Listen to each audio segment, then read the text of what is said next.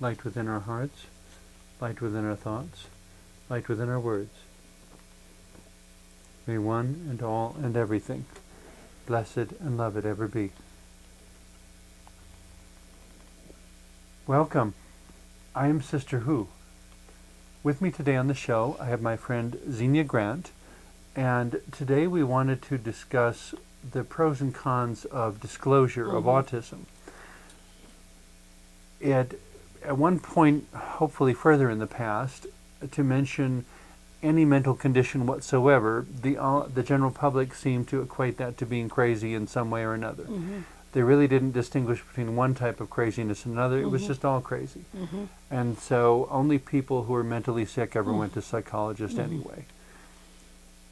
We've come beyond that somewhat, but it seems we're still wrestling with this this general problem of being afraid of things we don't understand. Understood.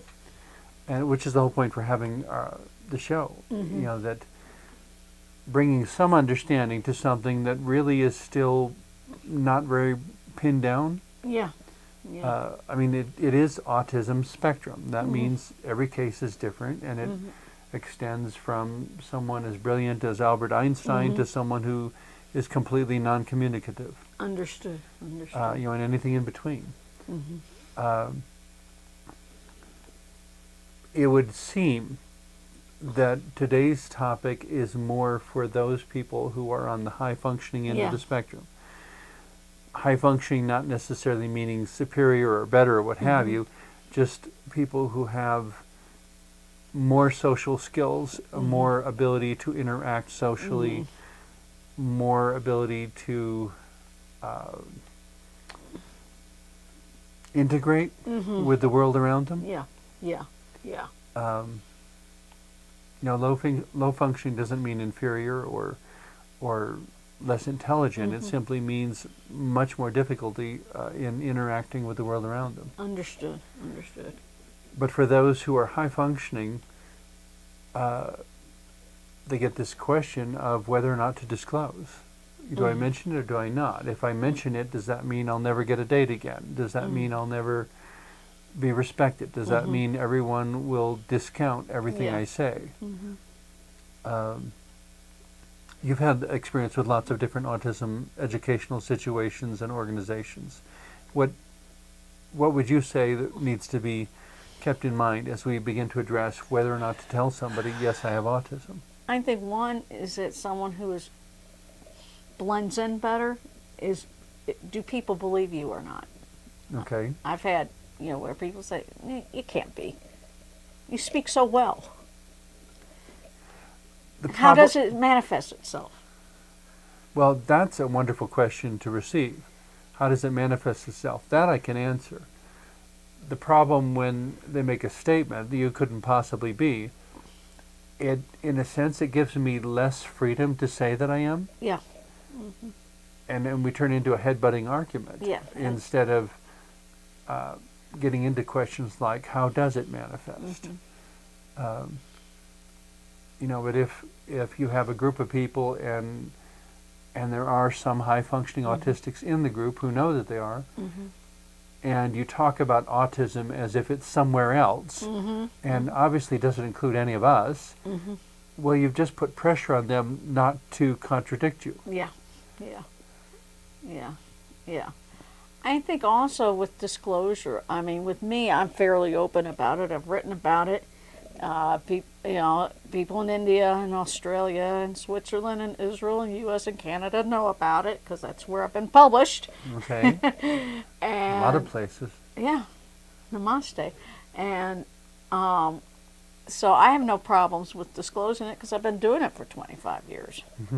But for those who have issues with disclosure because they're afraid that they're going to be looked down upon or people aren't going to believe them and all that, they have to decide for themselves how that is going to play. And it's a part... or how they think it's going to play. How they think it's going to play, I mean, in one sense, I would say you need to give people the opportunity to do the right thing. On the other hand, there's a certain vulnerability in that by giving them the opportunity to do the right thing, you unavoidably also give them the opportunity to do the wrong thing. Yeah. You can't have it only one way. No. And there are going to be people who are not going to believe you. And my philosophy is there are 7 billion people in the world. There's always somebody else. I'm not sure what you mean by that, though. I mean that if one person doesn't believe you, there's, the next person may believe you. Okay. And that... That would raise the question of how important is this particular person to you? Yeah, absolutely, absolutely. If it's a guy on the bus that you don't see very often, Yeah. if it's someone who you really care about, it's going to affect it. Yeah. Well, or if it's someone you have to care about because, for example, your coworkers. Yes. I could imagine a situation in which your supervisor or employer might say, I'm okay with you telling me about it, but I'd rather you not mention it to your coworkers. Understood. Personally, I would say that creates a very questionable work relationship. To be keeping secrets from each other instead of understanding each other enough to work together effectively. That has not happened. I've not experienced that, so I can't comment on that certain situation. But I do know that, well, I think with me being one of the known people in the movement, Okay. it makes it easier in a way. Well, in many situations, you wouldn't have to introduce yourself. You wouldn't have to disclose because people already know. Yeah. An interview comes to mind that I saw a number of years ago with the actor Harvey Fierstein. Obviously gay person. Okay. Very obviously gay. And they were talking with him about being openly gay as an actor. And and what about all the various people he worked with? And he said, well, if they were standing next to me, they weren't gay. And what he meant by that is that those who were trying to hide the fact that they were gay were so concerned about being exposed and outed and discovered that they would stay away from him because they were afraid that someone would assume that they were gay by association. He, on the other hand, just stepped forward and said, yes, I am. What's the big deal? But everybody who was trying to hide didn't want to be anywhere close to try to discourage people from suspecting. I've seen that a little bit with people on the spectrum, but it's more the ones who are older and the ones who just found out about it. They don't know what to do with it, they don't know, because it's a new identity for them in a way. Okay. And sometimes I notice that in people's introductions. Almost as if they're saying, he's the autistic one. And sometimes... Or she's the autistic one. And I've seen that, and I've had, people have told me that they have, they find out that they're on the spectrum and their family doesn't believe them. I've had people tell me that. No, he's just having a hard time. He's not really autistic. Yeah. He's just having a hard time. And the frustrating corollary to that, or maddeningly frustrating for me, were all the people throughout my youth who said, oh, you just need to try harder. I guess my response to that is if I were trying any harder, my head would explode. This whole notion of you just need to try harder. Try as hard as you want. You are not going to change the fact of who you are. No. You can't change your race, your orientation, your gender, your mental predisposition. Doesn't matter how much you don't like being paraplegic or blind or deaf or whatever, it's not going to change. There are some medical researchers who would like to think that they can come up with some way at some point to eradicate all these disabilities. I think that's rather arrogant to say, but I'm not sure it even really would be helpful. The example I used in a conversation with someone the other day was that if someone was blind and learned how to read Braille, and they go through life, they get to be in their 20s and 30s, and suddenly a new experimental operation will give them back their sight. Would they be wise to take that opportunity or not? They've grown up as a blind person reading Braille. They're totally functional. They really, to them, it's not a problem. They're just dealing with the world in a different way. if we give them their sight, the only way they can continue reading books is to put on a blindfold and read them in Braille. Otherwise, they will have to go back to kindergarten and learn to read and write all over again, essentially having a major setback in their life. And you know, I mean, I think with disclosing and all that, you know, the people who tell me about their families not believing them, I mean, that's hard. To have the people who bore you, who you live with for, you know, since you're an itty bitty baby, not believe you, I think that would be hard. Yeah. I guess in my case, I don't feel it as much because I've already been estranged from my family for over 20 years for being gay. So it's not as much of an issue for me because there's already a separation. But especially, I don't know, I have a hard time understanding someone who genuinely loves you, not being willing to believe you. I don't understand. Except that there is this stigma that... I don't understand a phenomenon myself. I think it's because they think it might reflect on them when it really doesn't. Yeah. Each person is their own person. Yeah, but a lot of non-autistic people, you know, think that it reflects on them, whatever it is. And maybe it does. And I suspect that people throughout the whole population of people with disabilities, you know, would have a similar sort of perspective on that. You know, that whether they believe it or not doesn't change that it's there. That's right. Whether anybody else believes it, they still have to contend with it every moment of their lives. Absolutely. You know, as a person with high-functioning autism, you know, back to earliest childhood, I battled daily, almost constantly, with not feeling overwhelmed by life because of all these details impressing in on me. I mean, I know that the older and older I get, the noise of society is just absolutely maddening to me. It's just, I mean, there's no... The visual and auditory and experiential noise. Yeah. You know, there's the sense in which meaningless interaction is a kind of noise. You know, if you're doing something and you don't really believe in what you're doing, but it's taking up space in your life and it's taking up space in your perception. Yeah.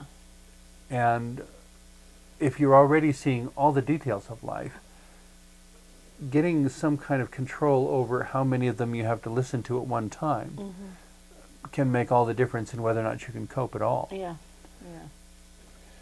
If you don't disclose that you have autism, you'll be expected to behave as if you didn't. And that can be extremely problematic. Yeah. I think people need to have in mind that on both sides, that different is just different. It doesn't mean less than. It doesn't reflect on them. It just means that's who they are, and that that it's not a reflection of anything. Yeah. In a sense, it's rather narcissistic and selfish to think that somebody else's definitions are somehow a reflection on oneself. Yeah, you're right. It is narcissistic. You know, that it's as if somebody else has to tailor their reality as if they were nothing more than a reflection of the self. The only way I can think of to put this is to say that I was not put on the earth to make you look good. I was put on the earth to live my own life as wisely and as lovingly as I can. It's helpful to me to have a diagnosis because it explains a lot of the struggles.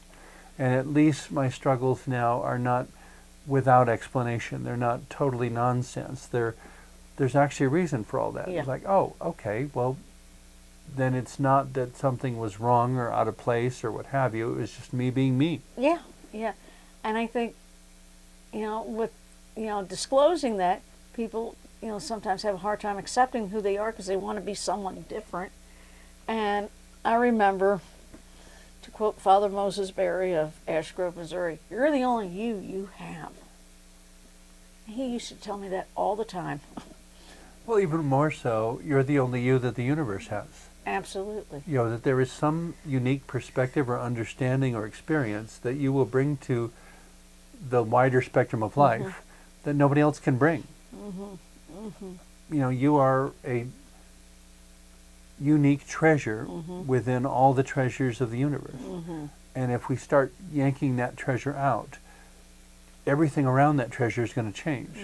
Kind of like the old movie It's a Wonderful Life with Jimmy Stewart. Yeah. You know, that when his life was removed from his community's experience, the entire history of the town changed.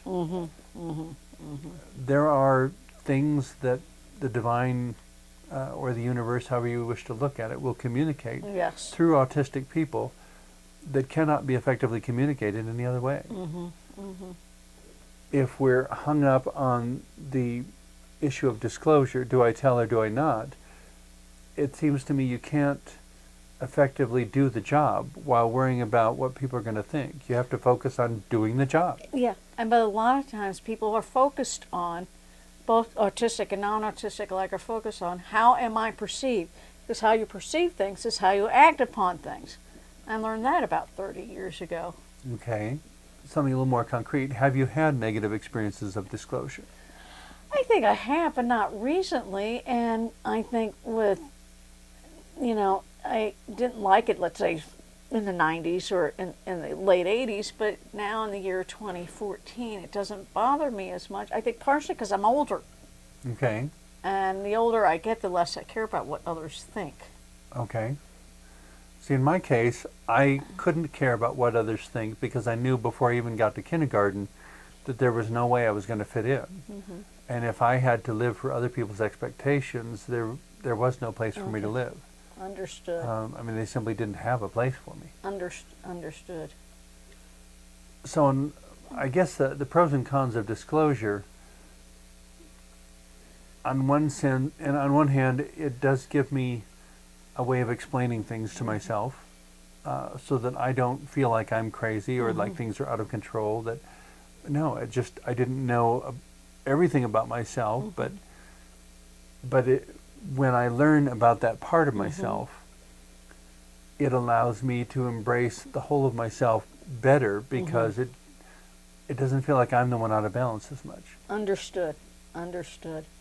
And I think, a lot of people, especially younger people, I think it's more the younger people who are a little bit more caught up at, how are people going to view me?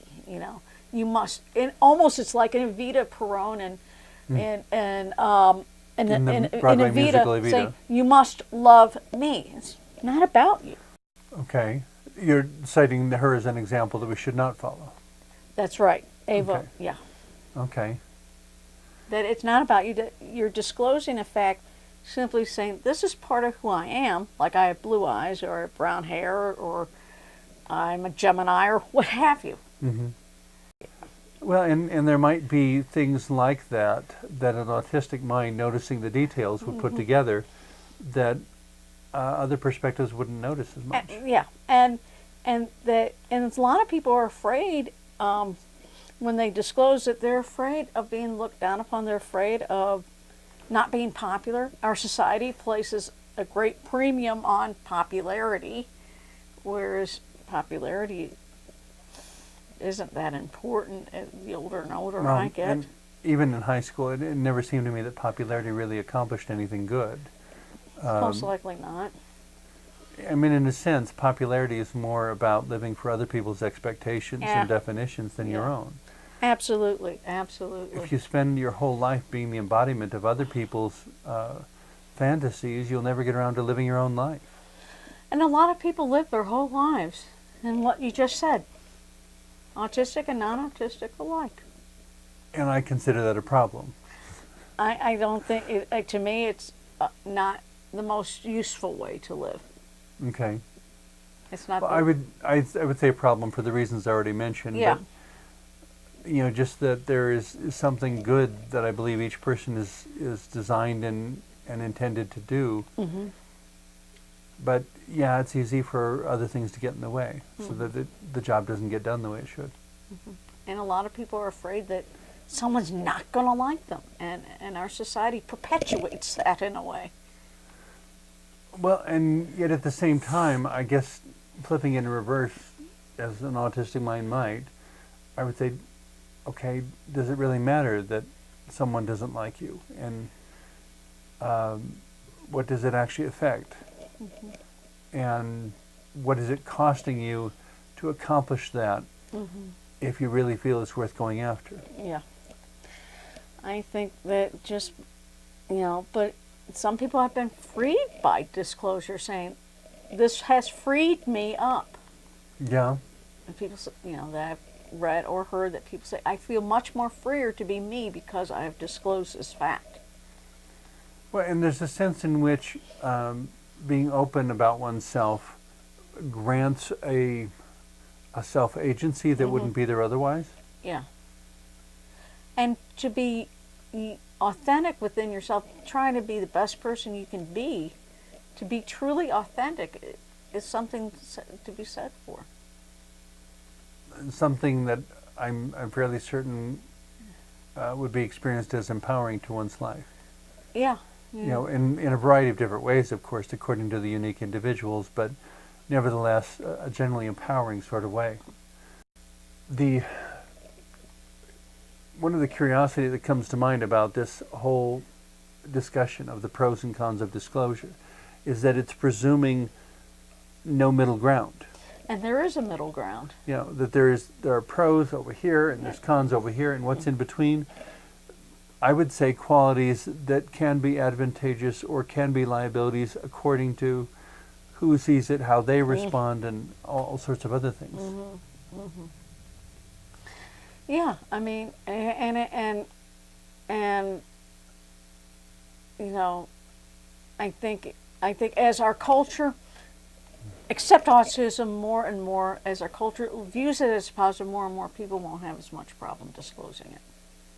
Well, and part of me wonders too, with our attention to detail, if autistics aren't specifically helpful to the formation of global community. That's a possibility. Because we'll notice the details on both sides quicker than they themselves will notice the detail. Yeah. And when somebody wants them organized in a complementary fashion, because we spend so much of our life organizing too much detail, we may be the best people for creating those new configurations. Well, absolutely. That everybody has something to bring. And that when someone discloses it, it makes them for more honest dialogue. Coming back to the pros and cons of disclosure, I guess, and trying to summarize things as we wind down this episode a little bit. On one hand, pros mean that you will have a more honest relationship with whomever you disclose to. It means that you'll know yourself, that you'll have explanations for all those, for many things about yourself that you didn't understand. On the negative side, it seems that we're mostly concerned about others' potentially negative perceptions. Yeah. And I saw a posting online the other day where someone was asserting that it's only important if you approve of yourself, it doesn't matter if nobody else does. And I basically responded that, well, to a point, but the problem is those who are validated and accepted by others will have way more opportunities. I don't think that should be the justification for bottling things up and not disclosing if there's really something good to be gained by being open and honest. Absolutely. I think honesty frees up a lot of stuff. And a lot of people sometimes don't feel that way. The difficulty, I guess, for someone with autism choosing to self-disclose, it's almost like you have to go into seclusion for 6 months after being diagnosed so that you can learn enough about autism to even give an answer. Well, and understood. And I learned about autism before the information explosion. Information explosion happened in the late 80s. Okay. And I learned about autism at the edge of the information explosion. Okay. So, so it was different when you find out in 1986 than if someone finds out in 2014. It's a lot different. Yeah. The other thing that we need to remember when it comes to disclosure is it's not necessarily our own disclosure with which we need to wrestle. No. There are parents who have to decide whether or not to disclose that they have children with autism. Oh, absolutely. And that's a totally different, that's a new subject in and of itself. And there may be children who have to decide whether or not to disclose to their friends that their parents have autism. Yeah, and that's a know, and absolutely. The point of to me, at the heart of choosing to disclose or not to disclose is choosing what kind of relationship or what degree of honesty Yeah, one wants within relationships. understood. Understood. To the extent that we're willing to embrace the costs and take the risk and disclose, it seems to me many more wonderful things are possible. Understood. To the extent that someone chooses not to disclose, you may spare yourself certain trouble, but you'll also be denying yourself certain rewards. Understood. Understood. In any case, thank you very much Thank for you. everything you've shared today. Wonderful. And thank you for watching.